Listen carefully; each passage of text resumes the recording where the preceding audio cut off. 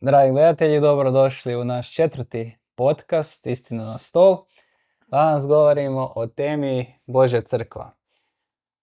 Dakle, možemo reći da će to biti jedna široka tema, ali opet tako možemo ju i suziti u prave kriterije prema Bibliji. Ideju za tu temu dobili smo čitajući mnoge komentare, a i poznavajući mnoge ljude koji tvrde da ili postoji Božja crkva ili ne postoji Božja crkva u svijetu. Onda imamo drugu stranu koja kaže da nije bitno da smo dio Božje crkve, odnosno možemo reći dio zajednice, dio Božjeg naroda, organiziranog Božjeg naroda, bolje reći. Mnogi tvrde da je moguće biti, možemo ih nazvati kao neki freelancer.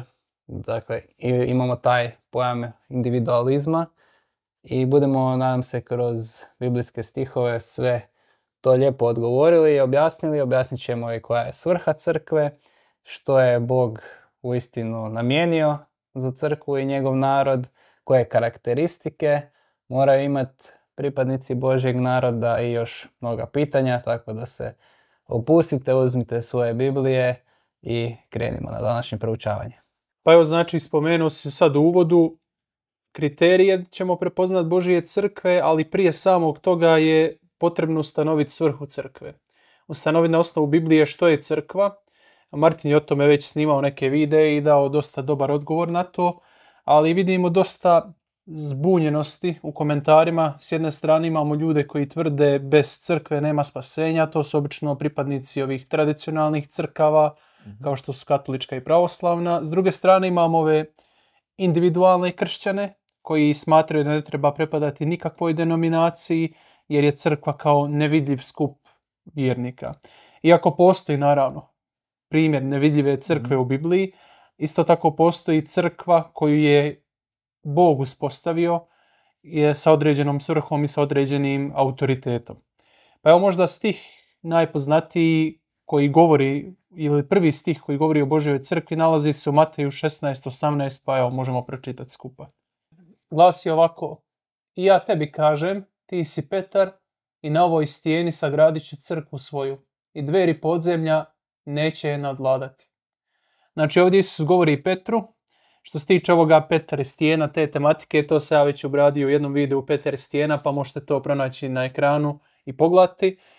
Ono što je bitno i što je ovdje Isus naglasio je da će on na nečemu, na nekoj stijeni sagraditi svoju crkvu. I ta stijena je on sam. Znači ta stijena je on sam ili vjera koju je Petar ispovjedio prema njemu. I znači Isus Krist je temelj crkve. Ne može biti čovjek temelj Božje crkve, ne može biti čovjek na neki način pokretač Božje crkve, to je Isus Krist osobno. I on definira kakva crkva treba biti, što crkva treba raditi i što su njene uloge. Da li možemo u Bibliji vidjeti primjere gdje u biti sama Biblija govori da je Bog stijena? Definitivno. U tom videu sam detaljnije o tome i pričao i na kraju krajeva Bog čak postavlja pitanje u jednom stihu koji mi sad ne dolazi na um, gdje kaže ni jednu drugu stijenu ne poznajem. Znači Bog koji je sveznajući kaže ni jednu drugu stijenu ne poznajem, što je očito znak da je on ta jedina stijena na kojoj crkva mora biti sagrađena i može na kraju krajeva biti sagrađena. Mislim da čak u ponovljenom zakonu ovoga se govori o toj stijeni kao Bogu, ali puno puta gdje se Bog referira ili gdje se psalmisti referiraju u Boga kao stijenu, kao objekt na koji se oni mogu osloniti sa potpunim povjerenjem da se taj objekt neće pomaknuti. Kao što si već prije napomenuo, bilo bi malo čudno da Isus sagradi crkvu na čovjeku koji je nazvan stijena, a onda već u sljedećem odlomku Mateju vidimo da Isus ukorava Petra i govorimo da odlazi od njega Satan. Tako da ne samo to, nego poslije toga ga je 3 put se odrekao i poslije toga ga je još i Pavao u lice mu dao ukor. Poslanci Galačanima. Da, tako da malo bi bilo onda čudno da je crkva izgrađena na nekakvom kamenčiću koji se miče lijevo desno i zato je puno više logičnije da je u biti sam Bog utemeljitelj i izvor crkve. Točno. I kroz ove stihove što budemo prolazili, ja vas pozivam da svi otvorite svoje Biblije vidjet ćete istovremeno, ćemo dati odgovor na ta dva pitanja. Je li crkva skupina neovisnih pojedinaca u smislu da nema svoje ustrojstvo, da nema svoju organizaciju, da tako kažemo, i je li crkva jednostavno neko tijelo, neki magisterij koji je Isus ostavio da određuje šta se treba vjerovati. Na ta pitanja ćemo, nadam se, dati odgovor kroz čitavu ovu epizodu, ali evo krenut ćemo sa nekim stihovima. Pročitat ćemo sada ove ključne stihove iz Matejevog evanđelja, 18. poglavlje, od 15. do 18. retka. Ako li protiv tebe sagreši brat tvoj, idi i ukori ga nasamo, da to ostane između tebe i njega. Ako te posluša, zadobio si brata svojega. Ako ne posluša, ne poslušali, uzmi sa sobom još jednoga ili dvojicu, tako da svaka izjava počiva na iskazu dvojice ili trojice svjedoka. No ako ni njih ne posluša, reci crkvi, pa ako ni crkvu ne posluša, neka ti bude kao poganin i carinik. Zaista, kažem vam, što god svežete na zemlji, bit će svezano na nebu, i što god razdriješite na zemlji, bit će razdriješeno na nebu. Nadalje, kažem vam, ako se dvojica od vas slože na zemlji u bilo čemu, što god zaišću, bit će im od Oca mojega koji je na nebesima, jer gdje su dvojica ili trojica sabrana u moje ime, ondje sam i ja među njima. U redu, ovdje imamo zanimljive tekstove. Sad, dečki, kada ovako ovo gledamo, šta Isus govori? Ako brat pogriješi, znači prvo daje neki univerzalni pristup kako prići nekome koji je pogriješio. Ne pričat mu iza leđa i sve to ostalo što se veže na to, ali sad konkretno imamo zanimljive elemente. Isus kaže šta? Ako te brat ne posluša, odnosno ako vidiš da brat griješi, šta prvo trebaš uraditi? Prvo na samo s njim popričat. Točno. Sljedeći korak je, poslije toga, ako ne posluša, uvesti još ljude koji mogu prisustvovati, ali oni su obično iz nekakve zajednice. Točno. I treći korak je, ako ni njih ne posluša, onda uvesti kompletnu zajednicu. Uvesti kompletnu zajednicu, kompletnu crkvu. Sad moje pitanje onim osobama koje tvrde da ne treba pripadati ni jednoj denominaciji ili organiziranoj crkvi. Kad vidite nekoga koji je kršćanin, vaš brat u Kristu, vi ga možete nasamo ukoriti. Ako vas on ne posluša, vi možete dovesti nekoga ili dvoje ili troje, pa možda čak 5 ljudi sa sobom i porazgovarati s njim. A moje sad pitanje, ako ni njih ne posluša, komu ćete to iznijeti? Ako nemate organiziranu strukturu, organiziranu zajednicu, vi ovaj treći korak ne možete ispuniti. Da. A Isus kaže da je on ključan. I prije nego se, da tako kažemo, tog brata proglasi kao poganinom ili carinikom ili jednostavno da se tako odnosiš prema njemu, ti moraš uraditi ovaj treći korak. Jer ako uradiš ova prva 2 koraka, a treći ne uradiš zato jer nemaš organiziranu crkvu, nisi učinio ono kako Isus Krist savjetovao. Preskočio si jedan korak zato jer ti nije convenient, rekli bi Englezi, ne odgovara ti, ne paše ti. Ali Isus ovdje točno navodi zašto bi to trebalo učiniti. I onda ovaj 18. stih kaže što odriješite na zemlji, bit će odriješeno na nebu, što svežete na zemlji, bit će svezano na nebu. Očito da crkva ima određeni autoritet. Naravno, Božja riječ je jedini konačni autoritet i to smo puno puta već na kanalu govorili kroz video Sola Scripturi. Međutim, crkva ima određeni autoritet. Crkva može prepoznati na osnovu kriterija koji su nam dati iz Božje riječi, date nam iz otkrivenja, šta treba raditi i kako se odnositi prema nekim stvarima. Jer kako drugačije shvatiti ove stihove koje je Isus Krist usput rečeno osobno izgovorio, drugačije je od toga da se radi o nekoj organiziranoj crkvi koja ima svoje ustrojstvo, koja ima svoju organizacijsku strukturu. Ja mislim da se ovdje ne može nikako shvatiti to drugačije i da se nikako ne može ubaciti ideja u ovaj tekst da je to skupina neovisnih pojedinaca koji rade sami za sebe, koji nemaju neku strukturu. Da. Slažem se s tobom, Josipe, gdje jednostavno bez organizirane zajednice koja će pomoći pojedincu da se ispravi na pravi put, moramo imati još jednu stvar na umu, da Bog je obećao crkvi dati darove. Crkva su naravno ljudi koji čine tu zajednicu, odnosno crkvu, Ali ako nije organizirana, Bog ne može ni poslati darove. A darovi su razni prema Efežanima, Korinčanima i ostalim poslanicama gdje je Pavao pisao. I ti darovi među jednima su i utjeha i razboritost, to je mudrost, to je sposobnost poučavanja drugoga. E sad, ako mi imamo, kao što si sam naveo, 2 ili 3 ljudi, ja ne kažem Bog može dati blagoslove gdje je potrebno da jedna osoba ima 10 raznih darova. Ali obično Bog ne želi davati puno darova ljudima zato što on želi da postoji raznolikost. Ali ne samo to, nego mi ne dopuštamo Bogu da nas blagoslovi. U većini puteva mi smo ta prepreka koja Bogu priječi da nas blagoslovi na taj način. A na kraju krajeva, ako se osoba nalazi među hrpu vjernika, zašto bi sad jedna osoba nosila sav teret? Zašto bi jedna osoba morala biti i sudac i odvjetnik i sve, kako se kaže u narodu? Tako da mislim da je ovdje jako bitno znati da isto tako Bog je zamislio da njegov narod bude zajednica. Jer samo kroz zajednicu naš karakter se može ispolirati. I samo na taj način Bog može djelovati među svojim narodom učinkovito. Ako smo mi raštrkani nezavisno i onda kad nam se neko ne svidi, obično se desi da jednostavno prekrižimo tu osobu i odnemo od nje. Jer nam je tako najlakše. Mm-hmm. I onda kroz život jednostavno naučimo taj princip rada. I postanemo neučinkoviti evangelizatori ljudi. Jer onda kad dođemo do čovjeka i čovjek nam se ne sviđa, jednostavno kažemo nema veze, ima drugih. I ja se okrenem i odem. Tako da Bog je zamislio da njegova crkva bude zajednica. Tako je.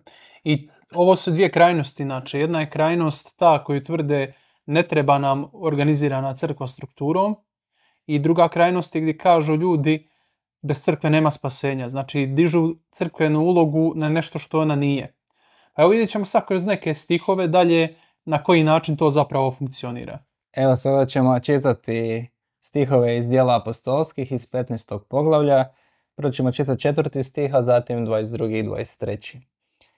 A kad stigoše u Jeruzalem, dočeka ih crkva i apostoli i starješine, pa izvjestiše što sve Bog učini s njima. Evo možemo odmah i sljedeće. Okay.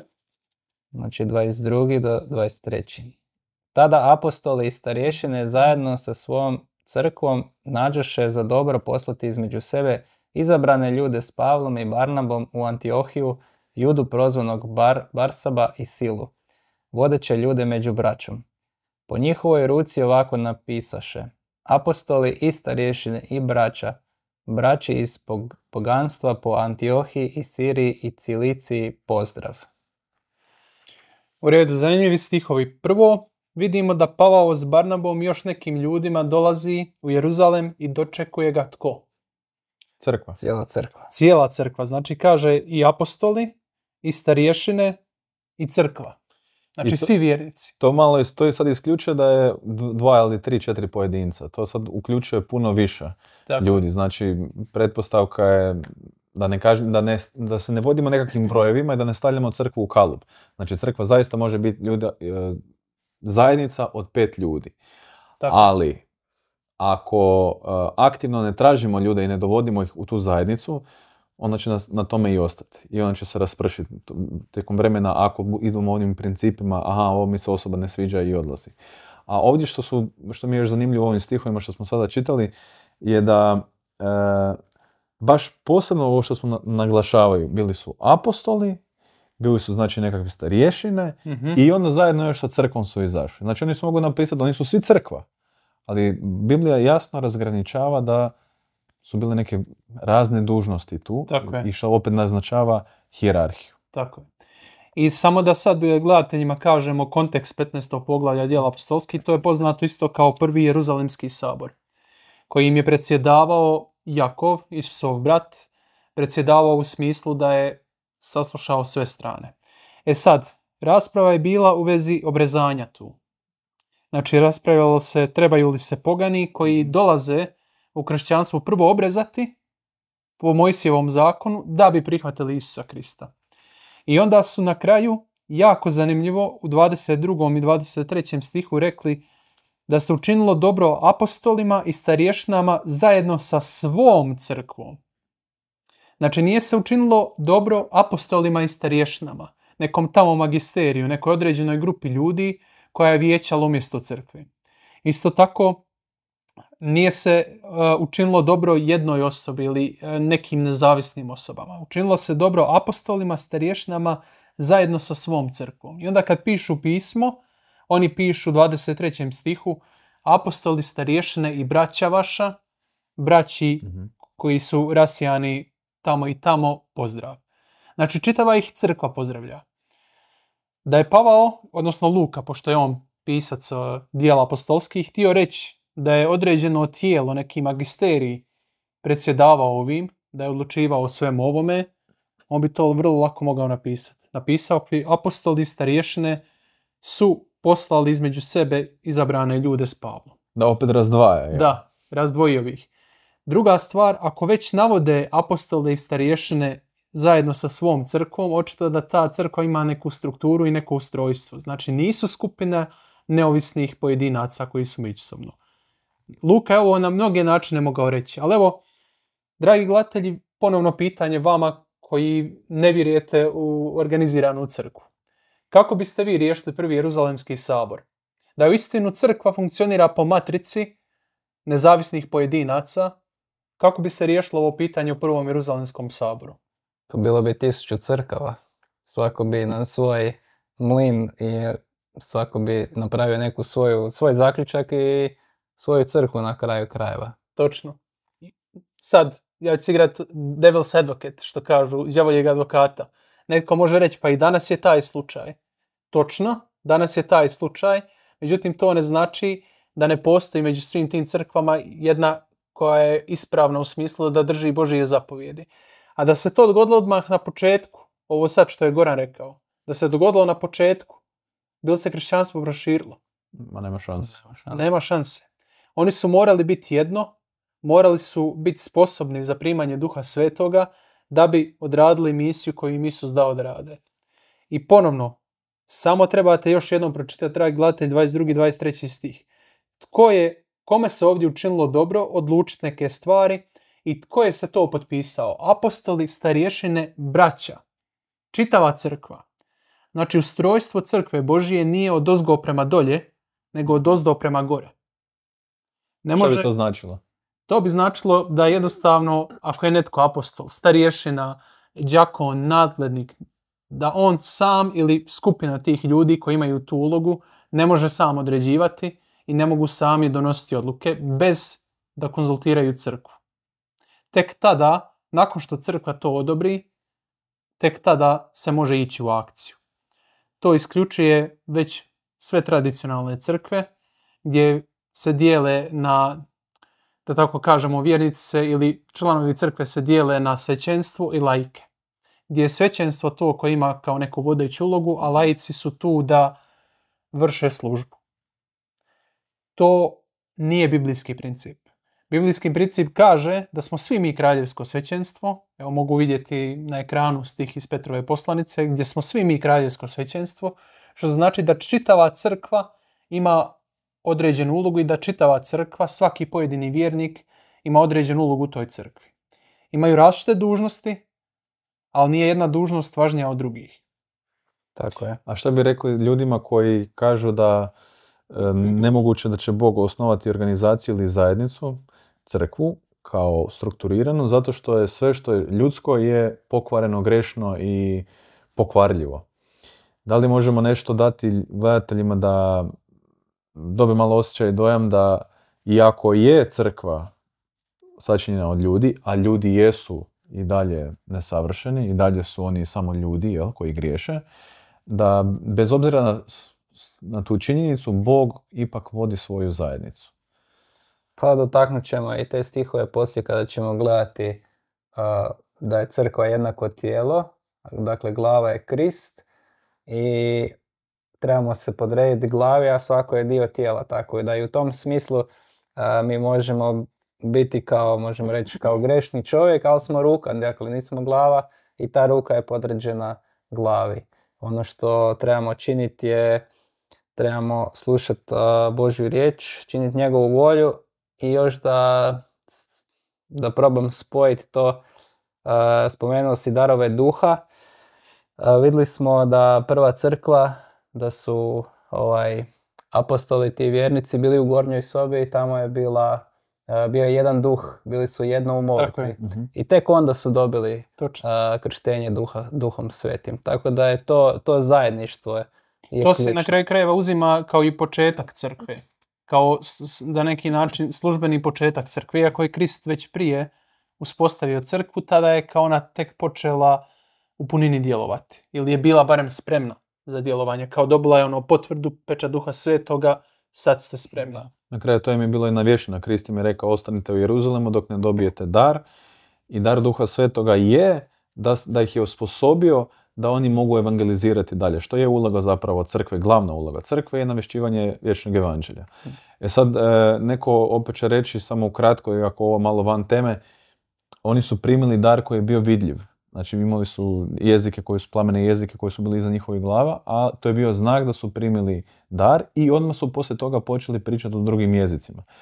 Da li bi onda to značilo da današnja Kristova crkva zapravo nije to, zato što se niko od nas nije krstio takvim duhovnim krštenjima, ako to možemo nazvati? Pa ja bih predložio gledateljima da pogledaju drugu epizodu našeg podcasta Istine na stol, gdje smo govorili što su dokazi istine, i da pogledaju Goranov video o glosolaliji, gdje je govorio o pričanju jezicima.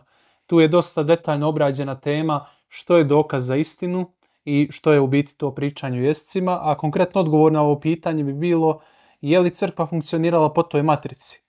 Da se prepoznaje po krštenju Duhu Svetom, odnosno po pričanju jezicima, jesu li prava crkva ili ne.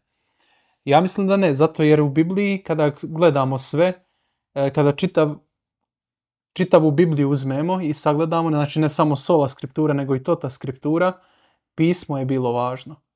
I na kraju krajeva u Berejcima, u djelima apostolskim, kada je Berejcima naviještena radosna vijest, šta tamo piše? Luka ih je pohvalio, kaže, ovi bijahu plemeniti. Zašto? Zato jer su tražili danomice u pismima, je li to tako? Kao što im je rečeno. Znači nisu se pouzdali, Pavao koji je kršten Duhom Svetim, koji je pun Duha Svetoga, koji je neki autoritet, poslušat ćemo ga bespogovorno. Ne, poslušali su ga i istraživali u pismu, je li to zaista tako. Tako da sam jedan taj tekst na neki način opovrgava tu tvrdnju. Ali samo kratko da se vratim na ovo tvoje pitanje, što si malo prije postavio, da neko može reći sve što je od čovjeka je kvarljivo. I grešno je kako nije dobro, jel? To je točno. Sad moje pitanje, ti ljudi koji to tvrde obično su zastupnici toga da ne treba pripadati ni jednoj denominaciji. Jel ta ideja dolazi od čovjeka ili od Biblije? Čovjeka. U redu. Po toj logici, ja ću vas sad staviti u pat poziciju. Po toj logici, ako je ta ideja od čovjeka, to je isto kvarljivo. I ne bi trebalo to poslušati. Ako imaju ideju tu iz Biblije, slobodno mogu navesti tekstove. Ili jednostavno objasniti zašto postoje ove uloge. Ili, recimo, evo, možemo pročitati još neki stih. U redu čitamo iz poslanice Titu 1. poglavlje od 5. do 9. stiha. Zbog toga sam te ostavio na Kreti da bi uredio što nedostaje, te po gradovima odredio starješne kako sam te ja uputio. Ako je tko besprijekoran, jedne žene je muž, ima djecu koja su vjerna i nisu pod optužbom raskalašenosti, niti su nepokorna. Jer nadglednik kao Božji upravitelj treba biti besprijekoran, ne samovoljan, ne lako gnjevljiv, ne sklon vinu, ne nasilnik, ne sklon prljavu dobitku, nego gostoljubiv, ljubitelj dobrih, trezven, pravedan, svet, uzdržljiv, koji se čvrsto drži vjerodostojne riječi kako je bio poučen, da može biti moćan u zdravome nauku i hrabriti i uvjeravati proturječitelje. Riječ za nadglednika i starješinu je u biti jedna riječ, episkopos. Ovo se u nekim prijevodima prevodi kao biskup, također. Ovdje kaže biskup, znači ako bismo sad parafrazirali, treba biti jedne žene muž. Imati djecu koja su vjerna i nisu pod optužbom raskalašenosti, niti su nepokorna. Već jedna crkva otpada. Zato jer postoje crkva koja tvrdi da se svećenstvo i biskupi po tom pitanju ne bi trebali ženiti. Ovdje Pavao kaže nešto drugo. I ponovno, je li samo zbog toga što je on starješna i nadglednik, on ima autoritet ili kako treba postupati? Kaže u 9. stihu, Treba se čvrsto držati riječi kako je bio poučen. Držati se vjerodostojne riječi. Da može biti moćan u zdravome nauku. Znači, treba se držati Božje riječi. To mu je autoritet. Nije on autoritet, nisu čuda autoritet, nego riječ kojom je bio poučen. Nisu čak ni apostoli koji su mu možda prenašali svoje znanje konačni autoritet. Kao što je Pavao koji je bio apostol došao u Bereju, oni nisu njemu povjerovali zbog toga što on ima titulu apostola i njemu je Krist se ukazao i osposobio ga da širi istinu. Nego zato što su se pozvali su se na pismo, provjerili su sve pismom i onda kad su vidjeli da je ono što Pavao govori u skladu sa pismom, povjerovali Pavlu i uzeli to k srcu. Točno. I vidimo tu jako važna stvar je da ti darovi Duha Svetoga, što smo i spomenuli ranije, recimo govor u jezicima, moramo se uvijek zapitati koja je svrha. Dakle, neke crkve kažu ako ti nemaš taj dar, ne možeš, nisi kršten Duhom Svetim, ti si poganin. Nisi poganin, ali ne vodiš posvećen život u biti. Nisi spreman za...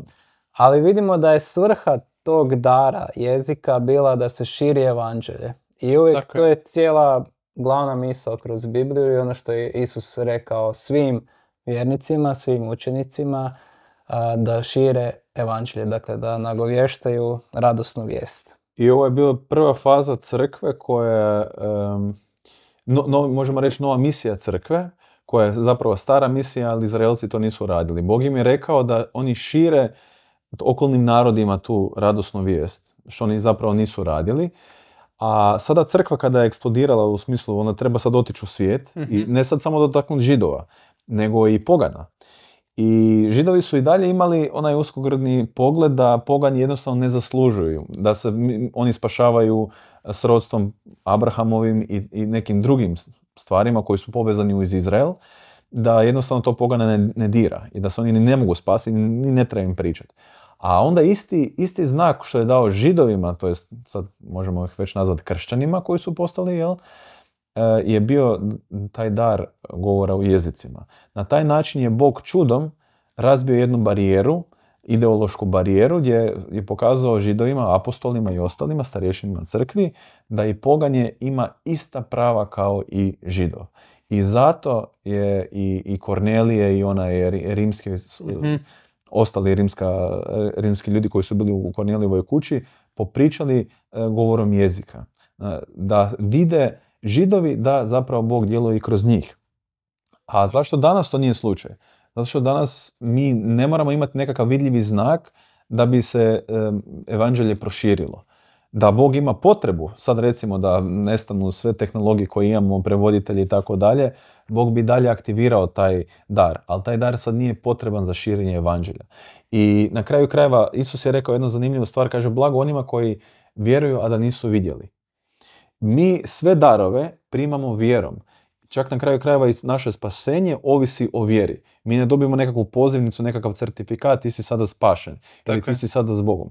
Nego sve se ovo vraća na, na ovaj 9. stih gdje kaže ako ostajemo u tom zdravom nauku, u Kristovom nauku, onda si od Boga. I nanovo si se rodio, dobio si novo srce i pričat ćemo kasnije malo o starom i novom savezu. Gdje ćemo vidjeti u biti gdje Bog konstantno govori ako ti prihvaćaš moj savez, to će se vidjeti na van.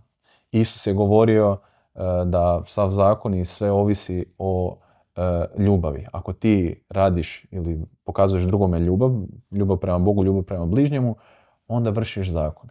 I to je kompletna poanta Biblije. Da mi smo odvojeni od Boga i ona želi vratiti nazad u to stanje ljubavi. Kada pokazujemo to stanje ljubavi, kad smo strpljivi, kad smo blagi i sve ostale darove Duha Svetog. Po ovome će poznat da ste moji učenici ako budete imali ljubav jedan prema drugome. Tako. Kao što kaže. Pa evo recimo da sad napravimo zaključak za ovu prvu točku. Što je smisao i svrha crkve? Martin je sad spomenuo jednu važnu stvar. Spomenuo je da su Židovi bili uvjereni pripadnošću ću se ja spasiti. I pokazano je da to nije točno. Jer su i pogani imali pristup evanđelju i nisu morali postati požidovljenici, da tako kažemo, da bi bili kršćani.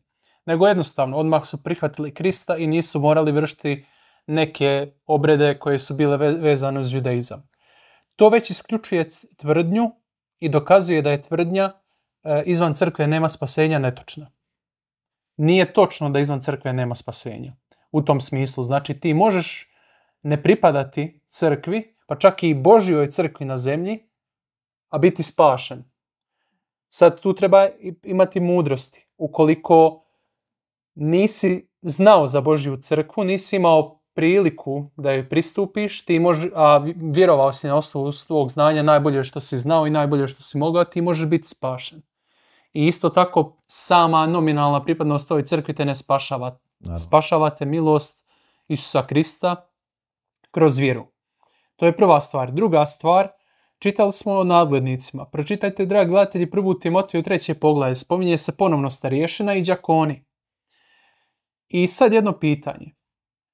Ako je crkva, znači zaključili smo da crkva nije institucija koja pripisuje što treba vjerovati i u kojoj djeluje neki magisterij i koja tvrdi da izvan nje nema spasenja. To smo utvrdili.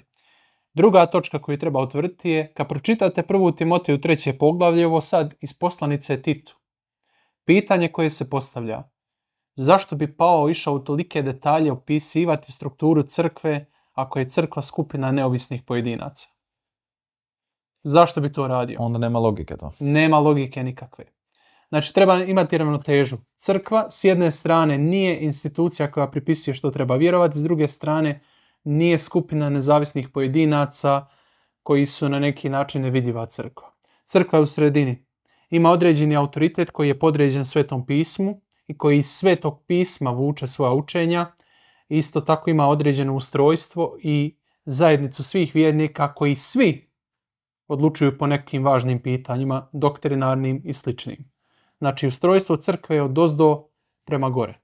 Da onda još malo objasnimo možda gledateljima, za one koji se pitaju, ok, ako crkva zaista ne prepisuje, šta moramo mi vjerovati, a zašto onda crkva kada se, gdje god da odemo, crkva će reći te točke morate pod navodnicima proći, morate ih obraditi, morate ih učvrstiti se u vjeri i onda možete pristupiti crkvi.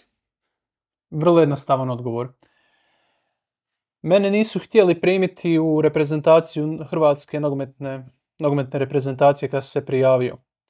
Nisam ispunjavao određeni set kriterija, sam rekao pa te kriterije ste vi sami stvorili. Su oni možda nepošteni zbog toga? Jesu oni možda tvorci tih kriterija?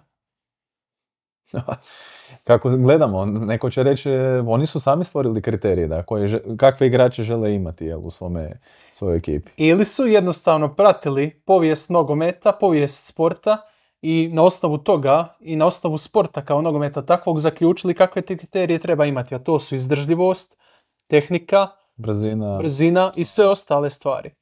Oni nisu donijeli te kriterije, nego jednostavno zdravorazumski su ih prepoznali na osnovu stvarnosti koja je u svijetu i na osnovu stvarnosti sporta koji se zove nogomet i na osnovu toga su donijeli te kriterije. Izvukli su iz stvarnog svijeta to nešto. Ista stvar je sa crkvom. Ja ne mogu reći crkva je zločesta, pogana, zato jer mene neće primiti, zato jer ima set nekih svojih vjerovanja. Ne, crkva je iz Svetog pisma prepoznala koja su to važna vjerovanja i napravila je spisak tih vjerovanja. I to je to. Znači, Biblija sama kaže koja su važna vjerovanja i koja su ključna za spasenje. I ako to ne držiš, a uvjeren si u to i osvjedočen, onda ne možeš tvrditi da možeš imati spasenje u jednu ruku, a u drugu ruku nema smisla biti dio te zajednice. Nema smisla ako ja držim Apple-ove kriterije, a želim raditi za Android. To nema nikakvog smisla. Postoje kriteriji koje je crkva izvukla iz Svetog pisma i zbog toga ih je donijela, izglasala, pod navodnike rečeno, kao uvjet za njeno članstvo. Dobro, a to smo sad pročitali malo prije u Bibliji, da je i prva crkva to napravila. Jer su oni pitali, ok, mi smo kao Židovi se morali vršiti određene rituale i ceremonije, zašto sad to kršćani jedanput ne moraju raditi?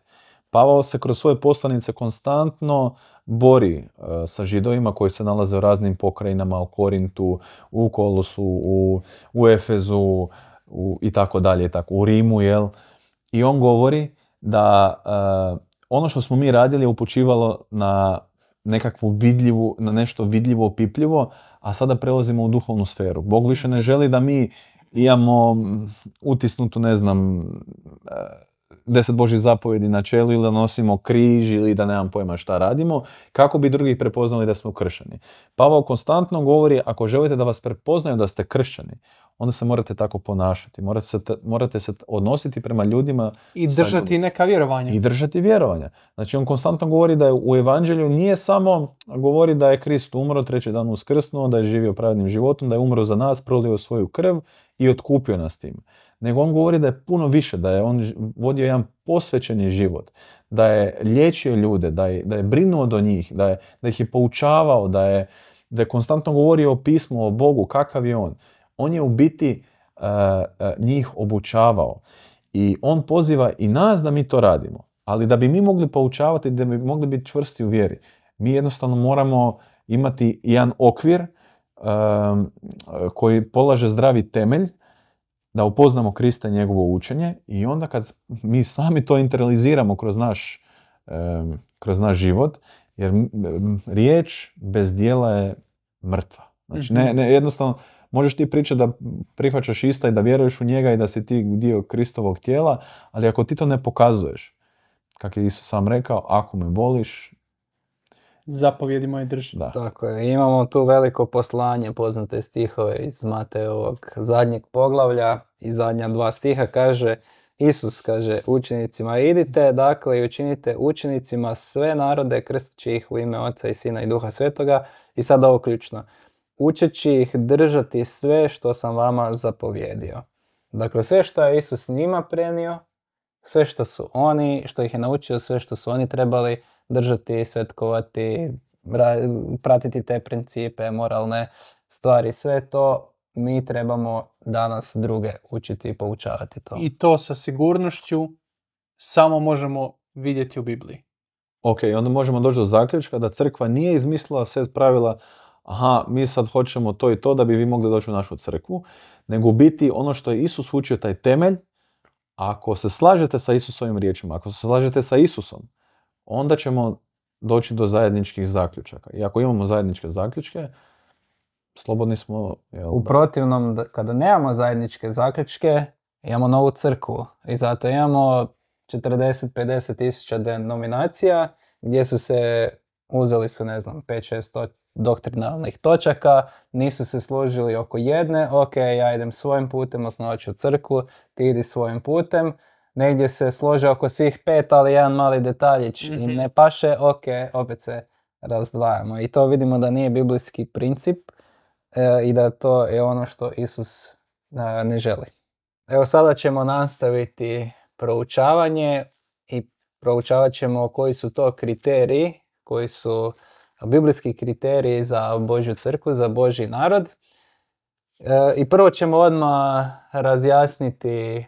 Znamo da drevni Izrael je bio Božji izabrani narod, ali ta njegova, možemo reći, njegova vlast u jednom trenutku prestaje i to si ti objasnio u Danielovom serijalu, tako da gledatelji možete to pogledati. Daniel 9, jel? Daniel 9, tako je. I sada čitamo stihove iz Galačana 3. poglavlja.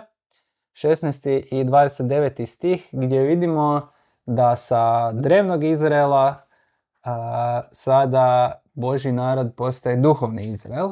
I možda samo da dočaramo gledateljima to, stavit ćemo stihove na ekran gdje vidimo da kada se Jakov hrvao sa anđelom gospodnjim, sa Isusom, tako je. Vidimo da je Jakov, dakle prije tog hrvanja njegovo ime je bilo Jakov, što znači varalica. Uzurpator, da. Uzurpator.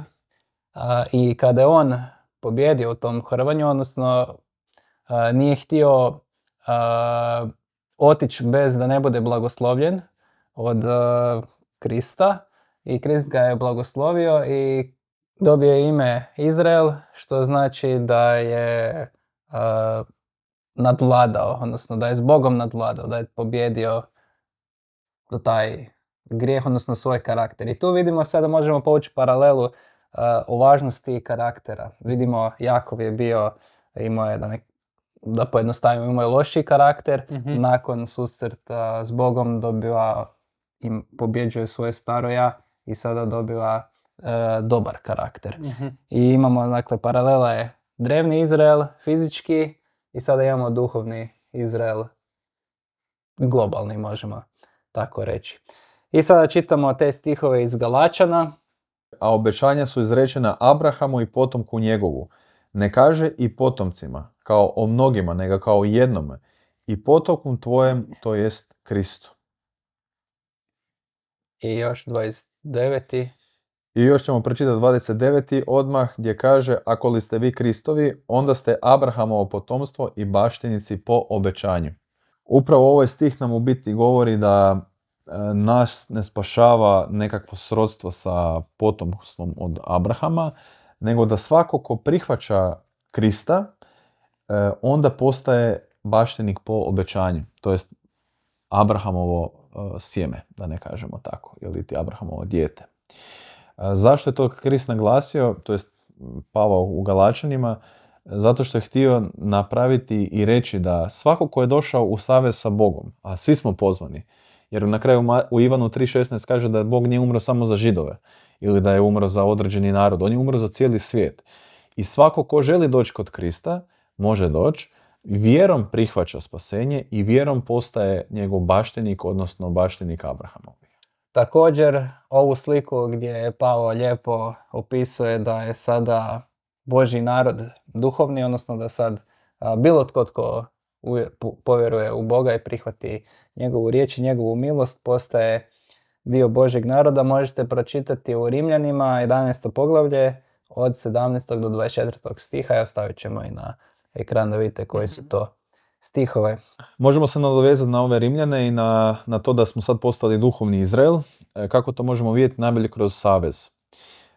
Govori se da postoje dvije vrste saveza, stari i novi savez. Stari se obično poistovjećuje s time da je to savez dijela, odnosno da se Izrael spašava ako bude određene stvari vršio i činio, da će se spasiti. A novi savez se obično okarakterizira kao savez milosti.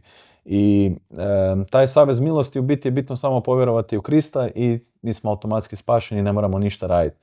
Ali kroz Bibliju vidimo nekoliko elemenata. A prvo bih htio naglasiti da novi savez je bio u biti obećan isto Izraelu. I prvi put gdje se spominje novi savez, neću reći možda gdje se prvi put spominje novi savez, nego gdje se baš nazvao tak novi savez, se nalazi u Jeremiji 31. glavi. Gdje Jeremija kaže da će dati novi savez sa Izraelom, znači sa Izraelom, ne sa poganima, sa ovima, nego sa Izraelom. Tako da ako se pozivamo da je stari savez bio za Izrael, moramo se razočarati i novi savez isto sa Izraelom, ali on misli na duhovan Izrael. I gdje govori da će staviti svoj zakon u naša srca. I onda opet, ako gledamo stari savez i novi savez, ako napravimo nekakvu paralelu, što smo napravili u videu stari i novi savez, u videu, napravit ćemo jednu tablicu, ćemo vam poslati kao grafikon, da se to ljepše i lagano vidi. Ukratko, ja ću samo ispričati da je stari i novi savez zapravo kontinuitet jednog te istog saveza. Ali stari savez se temelji na lošim obećanjima i Izrael je rekao da će on vršiti taj savez. A u novom savezu Bog kaže da će on zapravo izvršiti taj savez za nas. Sad kako to možemo reći? Pa ovako, već smo spomenuli da je Duh Sveti zapravo njegova uloga da osposobi čovjeka da bude potpuni i zdrav vjernik koji će voditi posvećeni život, znači vodit će ga u posvećenje, vodit će ga od grijeha, ali će ga osposobljavati za službu evanđelja, da širi radosnu vijest drugome.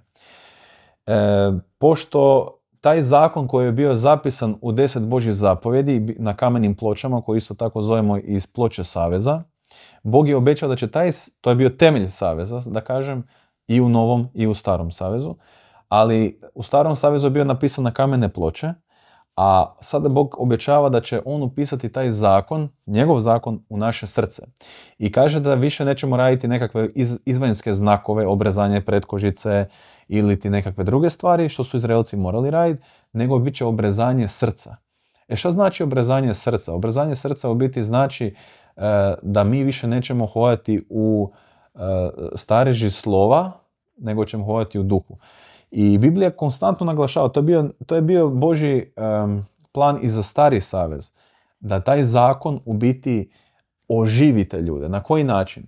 Jer zakon ako stoji samo na papiru i mi ga recitiramo i govorimo i upozoravamo druge, a ne vršimo zakon, onda ispadamo licemjeri. Ako ta riječ iz zakona uđe u naše srce, uvjet, to jest posljedica toga bi morala biti promjena našeg ponašanja.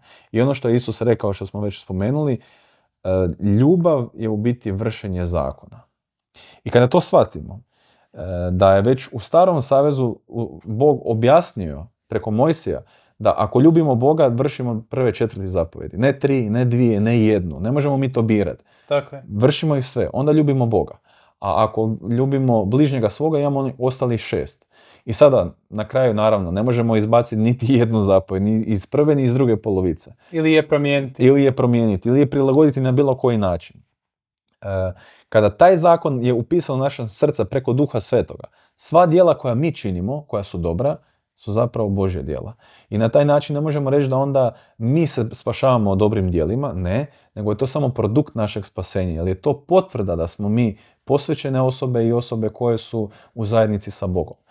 I takva osoba onda neće ići ni protiv crkve, takva osoba neće ići ni protiv nauke koja je ostavljena kroz pismo, niti će osporavati Božju volju na bilo koji način. I zato je bitan da se razumije stari i novi savez, da je to zapravo jedan te isti savez koji samo je temeljen na boljim obećanjima i koji je Bog rekao u Novom savezu da će on umjesto nas odraditi ovaj dio koji Izrael očito nije mogao, kao što ni mi danas ne bi mogli. Tako. I ta osoba će imati jednoga Boga, neće se klanjati idolima, neće izgovarati ime Božje uzalud, svetkovat će subotu, poštivat će svoje roditelje, neće griješiti bludno, neće krasti, neće reći lažno svjedočanstvo, neće ubiti, neće poželiti ništa drugo od tuđega.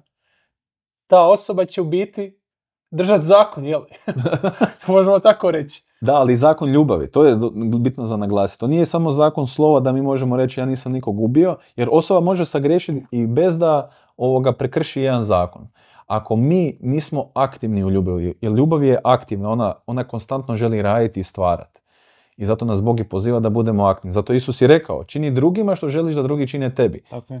Aktivno stanje, znači, aktivno. Promjena karaktera. Promjena karaktera. U biti to je to što se misli, obrzanje srca i ovo sad što ste naveli, ti nećeš. U biti kad bi preveli originalno 10 zapovjedi nije ne ubi, nego ti nećeš. Znači nećeš htjeti to napraviti. I tako kroz sve ove. I htjećeš raditi ove ostale stvari. Htjećeš imati samo Boga Biblije kao svog jedinog Boga. Htjećeš svetkovat dan koji je on uspostavio. Htjećeš poštivati oca i majku. Znači to je jednostavno prijepis Božijeg karaktera i upute kakav bi naš karakter trebao biti. Ne držanje slova zakona, nego jednostavno življenje po tom karakteru. I ako možemo onda zaključiti sada tu priču, zašto je savez bitan? Savez je bitan zato što je Bog htio da ljudi znaju, ako ti zaista želiš biti sa mnom, na tebi je da ti odlučiš, ja ću te osposobiti ako ti želiš, ali mi moraš dopustiti. Ja ne želim tebe na silu pretvoriti u nešto, nego ti zajedno sa mnom moraš naučiti hodat, raditi, da bi onda došao do toga da vidiš hoćeš li zapravo to raditi ili ne želiš. I to je ta, da ne kažem, simbioza između Boga i čovjeka. Bog ima svoj udio u savezu što mora raditi pod navodnicima. On se mora prepustiti Božjoj volji, mora svoj ego, svoje želje i prohtjeve, požude tijela sniziti na minimum, ovladati svojim tijelom, pokajati se za grijehe, odreći se grijeha i hodati u čistoći i svetosti Božje. I onda je on u biti dio saveza, dio crkve Božje, dio ovoga Božjeg naroda na zemlji. Pa sad logično je pitanje, ako je savez i zakon tako važan Gospodu, Bogu, onda je logično i da Božja crkva će biti ona koja drži Božje zapovjedi. Jel imamo koji stih u Bibliji da nam to potvrđuje? Možemo otkrenuti Otkrivenje odmah, jel? Onda ćemo sada pročitati Otkrivenje 14. glavu 12. stih gdje ćemo biti vidjeti karakteristike Božjeg naroda. Gdje kaže, ovdje je postojanost svetih. Ovdje su oni koji drže zapovjedi Božje i vjeru Isusovu. Ovdje imamo dva elementa. Evo prvi, mislim da smo dovoljno objasnili, dakle drže Božje zapovjedi, jednako drži Božje zakon. Vrlo jasno. Što znači da se slaže sa savezom. Tako je. I spomenuli smo, osoba neće biti spašena koja čuje Božji zakon, nego koja ga izvršava. Koja ga mora ga vršiti. Da. Mora ga vršiti, naravno, kroz milost, ne kroz djela. Da još jednom Pa naglasimo. evo, tu je kriterij naveden kako ga vrši vjerom Isusovom. Znači, Vrlo jasno. po tome, vjerom Isusovom. Znači, ne nužno vjerom u Isusa, nego vjerom Isusovom, vjerom koju je imao Isus. Kako je vjeru imao Isus? Oslanjao se na svog oca. Mhm. Vršio je njegovu volju. Ja nisam došao činiti svoju volju, nego volju onoga koji me poslao. Mhm. Istu stvar mi trebamo raditi. Istu stvar radi Božja crkva po ovom kriteriju. Drži zapovjedi Božije kroz vjeru Isusovu. Evo vidjeli smo dakle prve tragove, prva dva kriterija da drže zapovjedi Božje, imaju vjeru Isusovu. Idemo malo to proširiti, već smo to spomenuli, ali evo kaže Otkrivenje 22. poglavlje 14. stih, kaže blaženi oni koji vrše zapovjedi njegove, imat će pravo na stablo života i na vrata će ući u grad. I da opet to pojasnimo, znači vršenje zapovjedi je ljubiti bližnjeg svog i ljubiti Boga. To je srž zakona. Tako je. I sad imamo, to je baš preljepo kad Bibliju proučavamo tematski i kada povezujemo iste pojmove iz različitih stihova, jer sad ćemo otkriti još jedan novi kriterij, a to je Otkrivenje 12. poglavlje 17. redak. Kaže i razgnjevi se zmaj na ženu, žena je crkva, to smo objasnili u ostalim videima. Da, imali smo video o ženi i zmaju koji sam ja obradio, poglavlje 12. iz Otkrivenja. Mhm. Tako je, dakle, možemo onda čitati razgnjevi se Sotona na crkvu, pa ode i zarati se s ostatkom potomstva njezina, sad ključni stihovi, s onima što drže zapovjedi Božje i imaju svjedočanstvo Isusa Krista. Tu sad imamo novi trag, a to je sad ovaj dio svjedočanstva Isusa Krista. I još jedan trag, a to je da žena, znači ona se razgnjevio na ženu, ali zašto nije zaratio s njom? Zato što ta žena, ta crkva je imala, možemo reći, njezin nauk nije ostao čist, nego se nauk te žene Točno. razvodnio ili pokvario. Pojavljuje se u Otkrivenju u 17. poglavlju neka druga žena, kad dođemo do toga, o tome ću detaljnije govoriti u serijalu Otkrivenja. Međutim, Sotona razlog zašto ratuje sa ostatkom ženinog sjemena. Razlog tome je što je u početku crkva bila čista. Međutim, kako je vrijeme odmicalo, crkva većinski više nije bila čista. Samo je ostatak bio čist tijekom povijesti. I s tim ostatkom je Sotona ratovao. Znači, kriterij Božje crkve treba biti da je ona usporedbi s ostalim mega crkvama mala. Tako je. Ili možemo reći, znači danas u svijetu koji se pozivaju na brojeve. I pa nas je XY broj, nije zapravo nikakav dokaz da je ta crkva validna i ispravna. Tako je. Nego kriterij je uvijek ovo da li drže Božje zapovjedi, imaju svjedočanstvo Isusa ili ono što smo čitali u 19. U 22. Ne, u 14. ono što smo čitali. U 14. što smo čitali, 14.12, da imaju vjeru Isusovu. Ne da samo vjeruju Isusa, nego da ono što je Isus radio u životu svom zbog vjerovanja svog, da i tako i mi radimo. Znači, tražimo crkvu koja drži Božji zakon, koja ima vjeru Isusovu i koja ima svjedočanstvo Isusovo. A sad, što je svjedočanstvo Isusovo? To je dobro pitanje.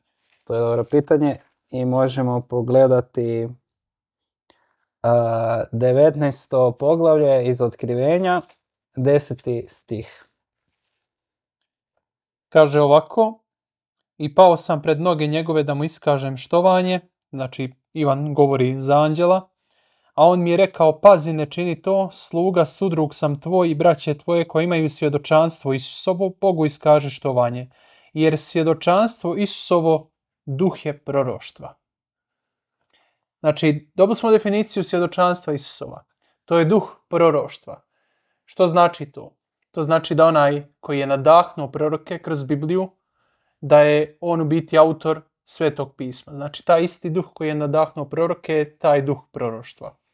Sad, da li bi ovaj duh, to jest ovaj dar proroštva, koji je očito dar koji Bog daje, da li bi on imao smisla ako su pojedinci raštrekani svuda na svaku na svoju stranu I kako će on ulogu imati prorok koji jednostavno može doći do jednog ili dva čovjeka, ne može doći do njih, do skupine, jel?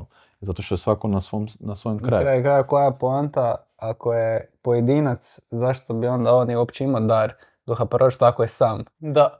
Taj duh proroštva mora služiti nekoj svrsi. Evo ključno pitanje. Proroci u Starom Zavjetu. Znači, sve proročke knjige, mislim, većina Starog Zavjeta su proročke knjige. Što je bila uloga proroka? Da opominje narod za njihove grijehe, znači da ih povrati nazad Bogu i da im govori nekakve buduće događaje, šta će se dogoditi ako ne naprave ovo ili ako naprave ovo šta će se opet dogoditi. Znači da usmjeri Božji narod. Božji narod je bio raštrkan, bilo to fizički, bilo to duhovno ili intelektualno. Znači Izrael kada nije znao što da misli, kada je zapao u teške grijehe, Bog je slao proroke da ih opominju i da ih ponovno vrate na tu stazu koju su izgubili iz vida. Znači Bog šalje proroke onda kada je to potrebno Božjem narodu. To neće biti neovisni individualci koji će sami za sebe proricati i širiti nešto drugima. Na kraju krajeva prorokovanje u Bibliji nije u prvom redu predviđanje budućih događaja, nego i usmjeravanje Božjeg naroda na pravi put onda kad je to potrebno. Što znači da proroštvo nije prekinuto u biblijskim vremenima, da tako kažemo, nego se dalje nastavljalo kroz povijest. Kad je trebalo Božji narod usmjeriti, sigurno je Bog poslao proroke na neki način. Mislim, neki od reformatora možemo reći da su bili proroci u tom smislu. Čini mi se da je Jeronim ili Jan Hus, nisam sad siguran, prorekao da će za jedno stoljeće podići se jedan čovjek koji ga neće moći ubiti. A to se odnosi na Martina Lutera. Znači, možemo reći u tom smislu da je neki od reformatora bio kao prorok, zato jer usmjeravao Božji narod na pravi put onda kad je to bilo potrebno. Kada se istina koja je tijekom povijesti bila izgubljena, trebala ponovno objediniti, kada su ljudi prepoznavali izgubljenu istinu, Bog je ponovno morao poslati nekoga da usmjeri Božji narod na ono što je zapisano i ono što je bilo izgubljeno tijekom povijesti. I ovdje vidimo još jednu bitnu stvar koju smo već htjeli napomenuti, koju smo i napomenuli na početku, a to je da Bog daje darove crkvi i to vidimo da svi proroci koji su bili u starom zavjetnom dijelu Biblije, da tako kažemo, uvijek su dolazili iz Izraela. Nikad nije došao iz nekih poganskih naroda da bi on njima prorokovao, nego je Bog uvijek koristi svoj narod. Zato i kaže Bog ništa ne čini, u Amosu, mislim da to piše, Bog ništa ne čini, a da ne kaže svojim slugama prorocima. Opet se postavlja pitanje, znači duh proroštva ili ovaj dar proroštva koji je dat je crkvi. Ako crkva danas ne postoji, kome onda Bog može dati taj duh proroštva? I na kraju krajeva daje mu duh proroštva zbog jednog drugog kriterija, a to je trojanđelska vijest. Znači drugi kriterij je trojanđelska vijest iz 14. poglavlja Otkrivenja. To možete pogledati na mom videu o 14. poglavlju Otkrivenja gdje sam detaljno objasnio što je trojanđelska vijest. Znači ta crkva koja drži zapovjedi Božje, ima vjeru Isusovu, ima duh proroštva koji im je dan da usmjeri Božji narod da propovijedaju trojanđelsku vijest po cijelom svijetu. Znači Božja crkva danas mora propovijedati tu poruku iz Otkrivenja 14. poglavlja, tu poruku trojice anđela koju smo detaljno objasnili u tom videu. Samo kratko ćemo spomenuti, to je boj se Boga, zapovjedi njegove drži. Znači ozbiljno shvati Boga i sve zapovjede drži onako kako je on zapisao, bez da izbacuješ ili mijenjaš neku. Druga je pade Babilon, to znači izađi iz otpalih vjerskih sistema. Znači samo radim sad kratak rezime. I treće je nemoj primiti žig zvijeri i pokloniti se liku njezinu, odnosno nemoj prihvatiti jednog dana kada dođe globalni nedjeljni zakon i nemoj se pokloniti državama koje na kraju krajeva bude koristila većinska crkva ili taj Babilon koji bude usmjeravao ljude da drže ono što on naređuje. Znači ta Božja crkva propovijeda tu trostruku anđelsku vijest gdje? Po cijelom svijetu. Po cijelom svijetu. Znači to je još jedan kriterij koja Božja crkva mora ispunjavati. I znači sada da nabrojimo što smo naveli. Dakle, ima da drži zapovjedi Božje, ima vjeru Isusovu, ima svjedočanstvo Isusovo, odnosno duh proroštva Univerzalna je? Univerzalna je, dakle raširena po cijelom svijetu. Znači, ako propovijeda troanđelsku vijest po cijelom svijetu, očito je raštrkana po cijelom svijetu. Tako je. I propovijeda troanđelsku vijest. I ostatak je. To je isto važno. Znači, Tako je. mala je usporedbi sa... Znači, brojčano nije nadmoćna, da tako kažemo. I još smo spomenuli na početku da crkva mora imati hijerarhiju u smislu od ozdola prema gore, tako da nije da glava crkve, odnosno neki predsjednik ili nešto donese neku odluku i da se svi moraju pokoriti toj odluci, nego obrnuto. Dakle, Tako. vjernici su ti koji će izglasati ili potvrditi nekakve nove odluke. To ono što smo vidjeli, to jest gledatelji mogu otvoriti 1. Korinčane 12. glavu i pročitati da je Krist glava i on donosi odluke koje su vezane za crkvu, a mi ostali smo svi udovi koji u biti kreću kako Krist nalaže. Tako da taj biblijski princip obrnute piramide, odnosno da ide od ozdola prema gore, da svi sudjeluju u donošenju odluka i kao takvi moramo biti onda zajedno, jer nema svrhe da se raštrkamo svuda. Ako jedna osoba nešto donese i ti moraš u to vjerovati bespogovorno i onda se raštrkamo svugdje i onda nitko ne zna što da vjeruje. I ključna stvar, imamo čak i, možemo reći, vremenski trag, odnosno vremensko vrijeme nakon kojeg se ta crkva mora pojaviti u organiziranom smislu. Da, dakle, nevidljiva crkva je oduvijek bila i možemo vidjeti kroz povijest da su Valdenžani, Albigenzi, razni reformatori držali istinu onako kako su... Točno, znači istina nije bila izgubljena, tako istina je bila zaboravljena. Da, i potisnuta. Tako je, zato se i zovemo mi zaboravljena istina. Jel? Znači nije stvar u tome da je Bog dopustio da se istina izgubi i sad je želi ponovno stvoriti. Ne, on je želi obnoviti. Želi obnoviti ono stanje u kojem je ona bila na početku. Punom svom sjaju je svjetla na početku i onda je njeno svjetlo evanđelja bilo na neki način prigušeno tijekom mračnog srednjeg vijeka i onda se ponovno počelo otkrivati svjetlo. Isusova spasiteljska milost, Isusova žrtva na križu, Božja suverenost, Božje predznanje, Božje zapovjedi. Sve te razne stvari se ponovno počele otkrivati koje su na neki način bile potisnute i kako su se s vremenom otkrivale, kad je otkriveno ono što je važno za spasenje, tada Bog nastupa i obnavlja istinu u punom sjaju i obnavlja svoju crkvu.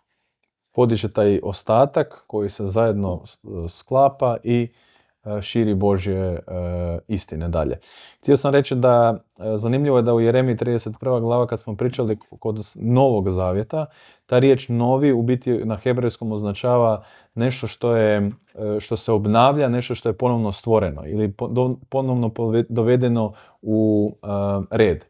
Tako ovo što je Josip sada rekao, evo, ljudi su ponovno, to jest istine su ponovno dovedene na vidjelo, a isto tako i taj savez koji je Bog dao novi, on se obnavlja i stavlja se na njegovo pravo mjesto.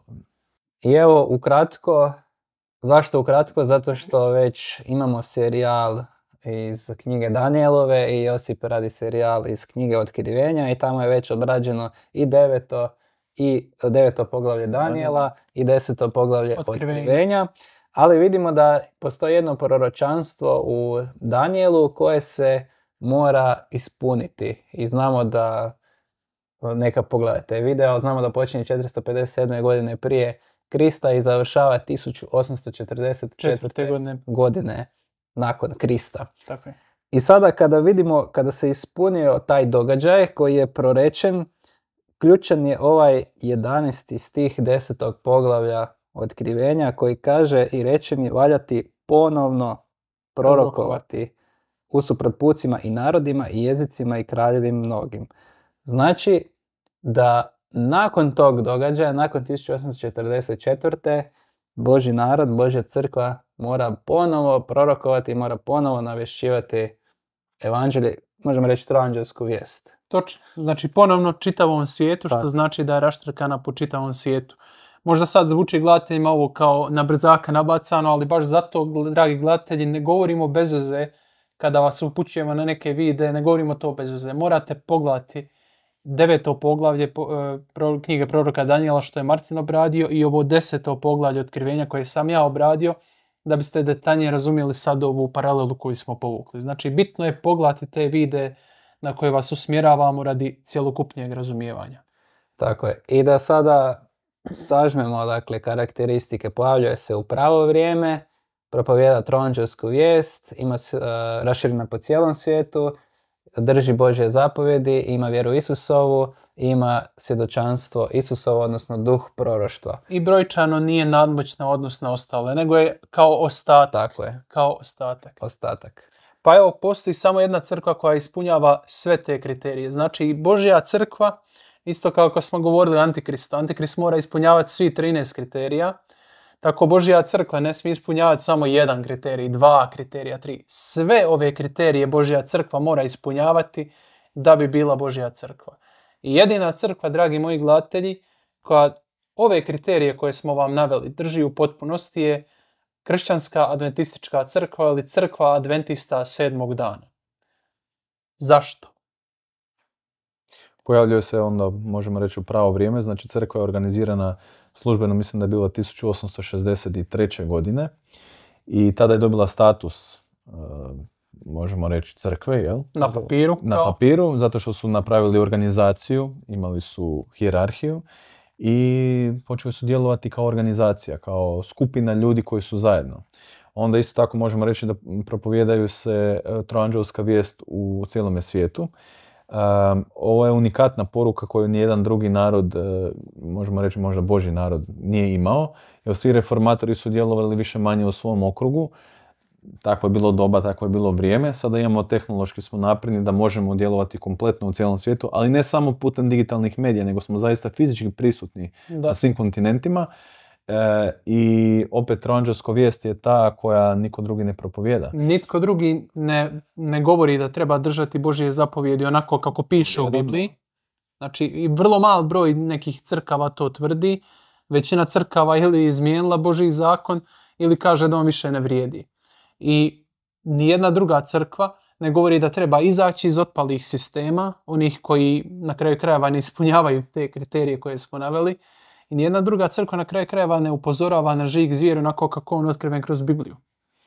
Dobro, i možemo reći isto tako da postoje još kriterije koje druge crkve ne zadovoljavaju, a to je recimo duh proroštva. Postoji prorok u adventističkoj crkvi koja zove se Ellen White i ona je ta koja je usmjerila, ne donesla doktrine adventistima, nego potvrdila određene stvari kao što je Izrael radio u prošlosti, kada je, kao što si rekao, kad je bio nekakve nedoumici, onda ih je Božji prorok usmjerio na pravi put. Slična, nego ista stvar je bila i sa Ellen White.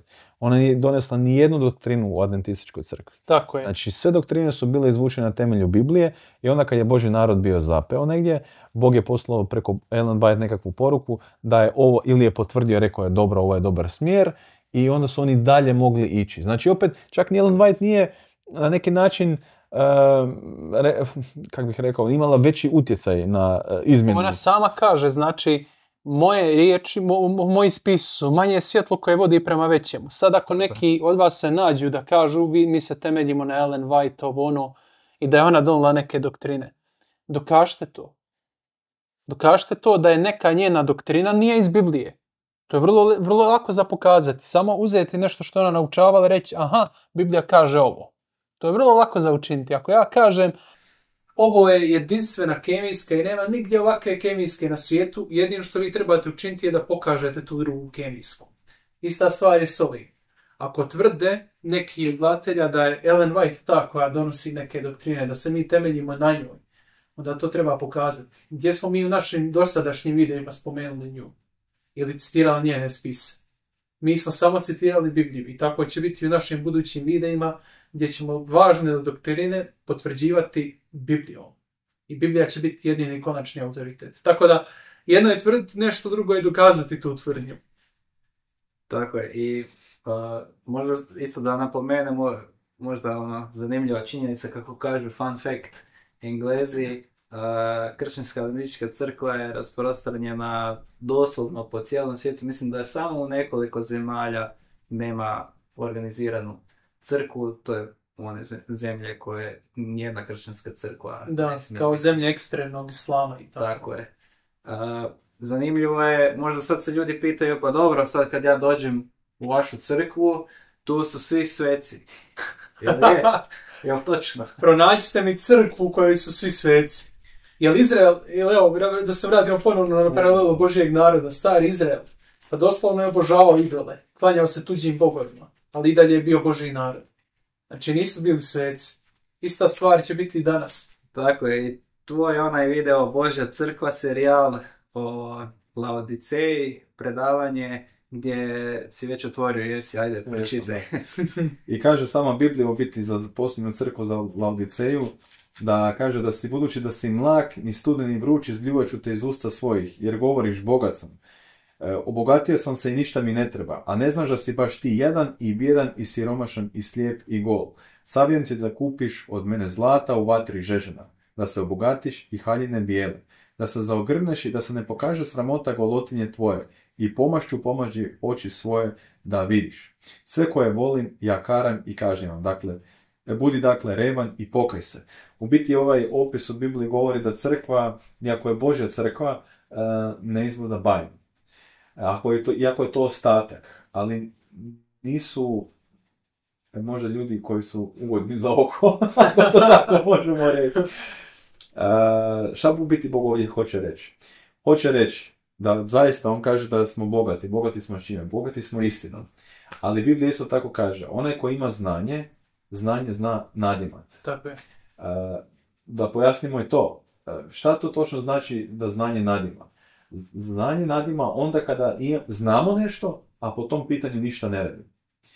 Ili se osjećamo superiorno odnosno na nekog drugog. A osjećaš se superiornije jedino ako zaboraviš šta je Krist napravio za tebe. I ne samo što je napravio za tebe, nego šta je radi dan danas.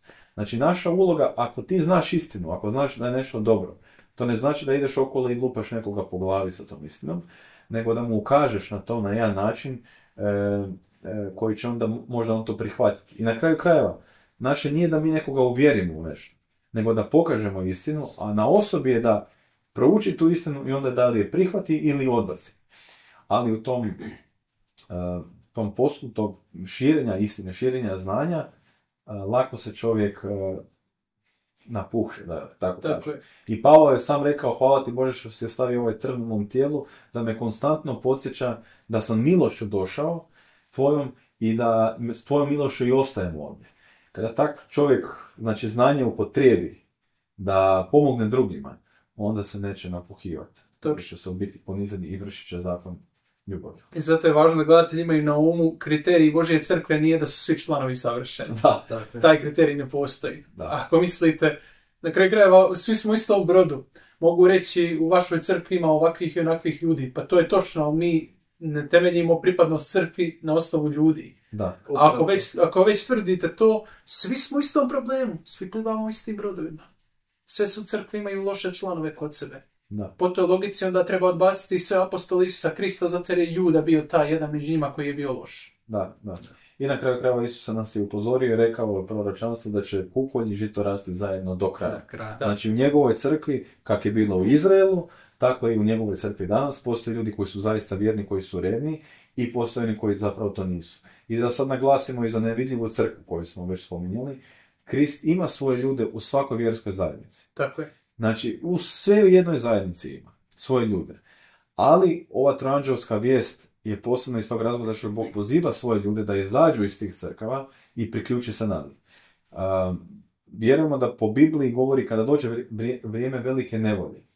Znači, veliki priljev ljudi biti, ali možda više neće doći pod navodnicima organiziranu crkvu. Vidljivu, jel? Na papiru.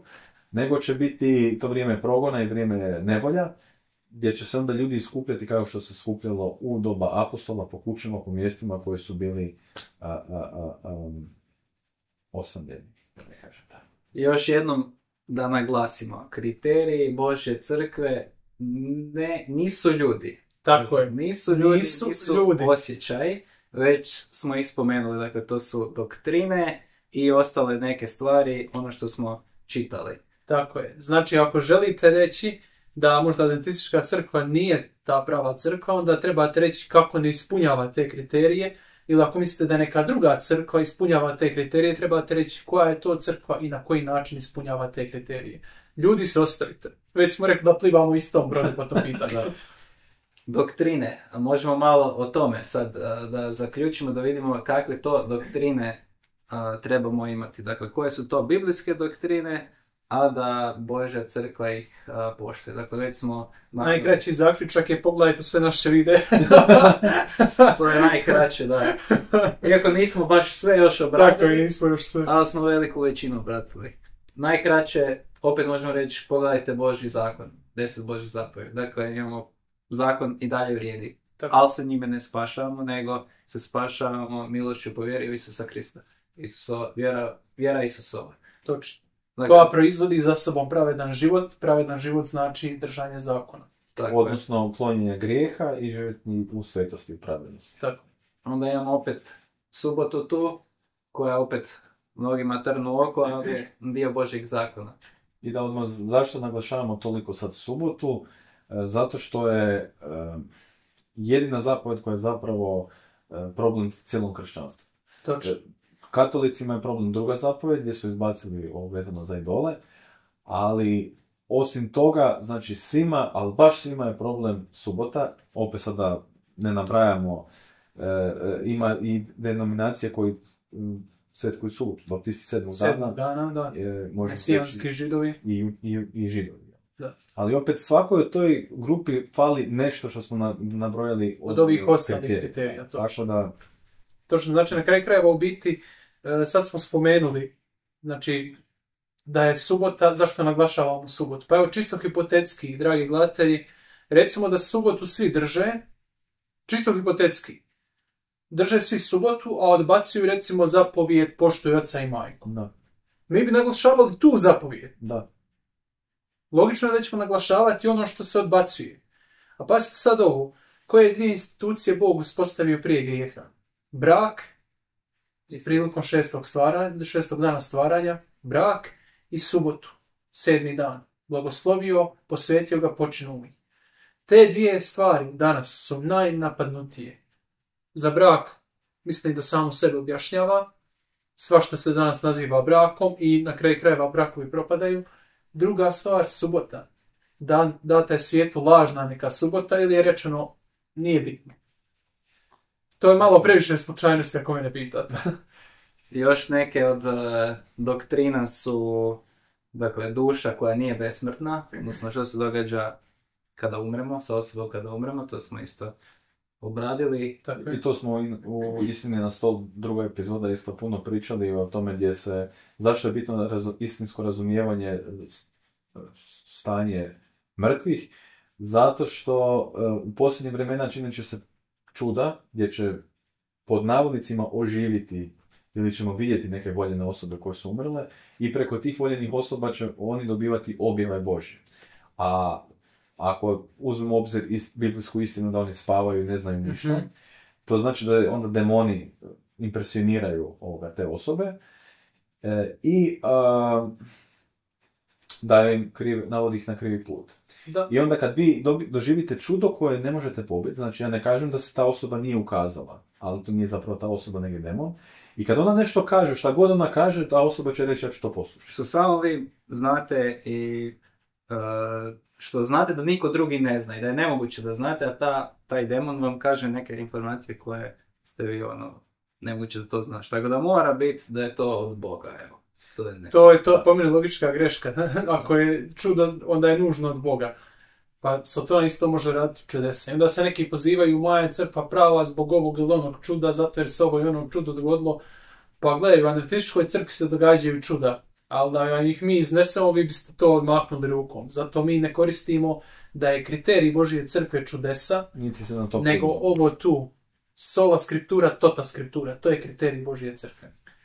I možda one doktrine koje su jedinstvene za adventističku crkvu, a to je nauk o svetištu, odnosno o Kristovoj velesvećeničkoj službi u nebeskoj svetinji nad svetinjama. O tome ćemo imati poseban serijal, to je jako opsežna tema. I ukoliko nekoga zanima od vas, dragi gledatelji, neki, da kažemo, preview toga, slobodno se javite na naš mail, na naš kontakt koji možete pronaći evo sad na ekranu i u opisu videa i postaviti pitanje o tome i mi ćemo se rado stupiti u kontakt s vama i odgovoriti vam na ta pitanja. Troanđelsku vijest smo već spomenuli i posljednje što možemo reći je zdravstvena reforma, odnosno život po zdravstvenim biblijskim načelima. Primjer toga je recimo čista i nečista hrana. Dakle, Adventistička crkva se drži tih principa. Zašto? Zato što kaže nam Božja riječ da je naše tijelo hram Duha Svetog. Tako je. Znači, ko uništava svoje tijelo, uništava Božji hram na kraju krajeva. Znači, dato ti je tijelo, vodi brigu o njemu. Ispravno se hrani.